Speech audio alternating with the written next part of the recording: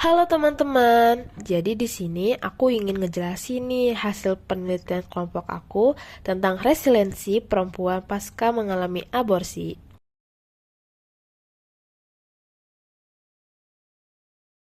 Kira-kira kalian tahu nggak sih apa itu resiliensi dan aborsi? Resiliensi. Dalam konteks psikologi positif, resiliensi dipahami sebagai kemampuan individu untuk bertahan, menyesuaikan diri, dan bangkit kembali dari pengalaman traumatik atau stres berat.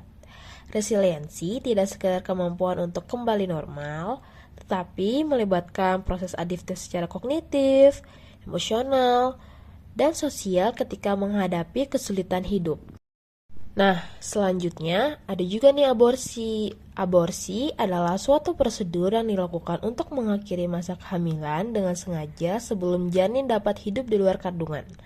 Prosedur ini dilakukan untuk mengangkat jaringan kehamilan, janin, dan plasenta dari rahim. World Health Organization atau WHO menunjukkan bahwa sekitar 73 juta aborsi induksi terjadi di seluruh dunia setiap tahunnya. 6 dari 10 kehamilan yang tidak direncanakan dan serta 3 dari 10 dari seluruh kehamilan berakhir dengan aborsi induksi. Nah, ada juga nih resiliensi pasca aborsi. Resiliensi pasca aborsi adalah kemampuan dan proses psikologi perempuan untuk bertahan, menyesuaikan diri, serta bangkit kembali setelah mengalami aborsi. Meskipun dihadapkan pada tekanan emosional, sosial, dan kultural yang berat. Nah, kira-kira gimana ya gambaran umum hasil penelitian?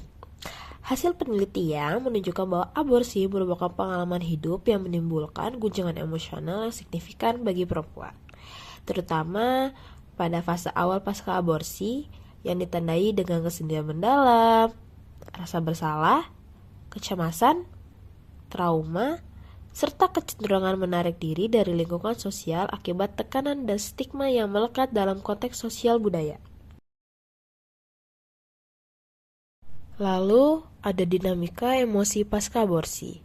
Emosi negatif pasca aborsi tidak dialami secara terus-menerus, melainkan dipicu oleh situasi tertentu seperti kesendirian atau ingatan terhadap pengalaman masa lalu yang memunculkan ruminasi dan menunjukkan fase awal ketidakstabilan emosional dalam proses pemulihan psikologis.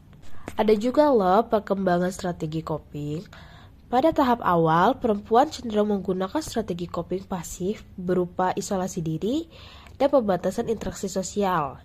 Namun, seiring waktu, berkembang strategi coping yang lebih adiktif melalui keterlibatan dalam aktivitas produktif dan peran sosial yang membantu mengalihkan fokus dari emosi negatif menuju fungsi hidup yang lebih konstruktif. Berikutnya ada faktor pendukung resiliensi. Proses pembentukan resiliensi diperkuat oleh dukungan sosial, terutama dari pasangan yang memberikan rasa aman, penerimaan, dan validasi emosional, serta oleh religiositas dan spiritualitas yang berperan sebagai sumber ketenangan batin dan makna hidup dalam menghadapi pengalaman aborsi. Nah, yang selanjutnya itu ada resiliensi dalam perspektif teoritis. Temuan penelitian ini selaras dengan kerangka Corner-Davidson Resiliency Scale, yang dimana menunjukkan bahwa resiliensi perempuan pasca aborsi mencakup kemampuan beradaptasi terhadap perubahan, pengelolaan emosi, kompetensi pribadi melalui aktivitas bermakna, serta ketahanan emosional yang berkembang secara bertahap.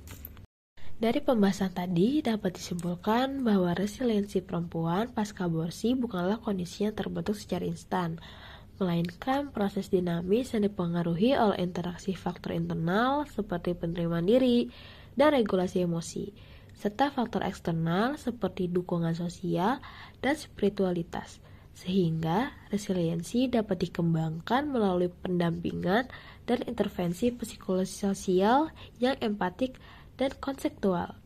Sekian pembahasan dari penelitian kelompok kita.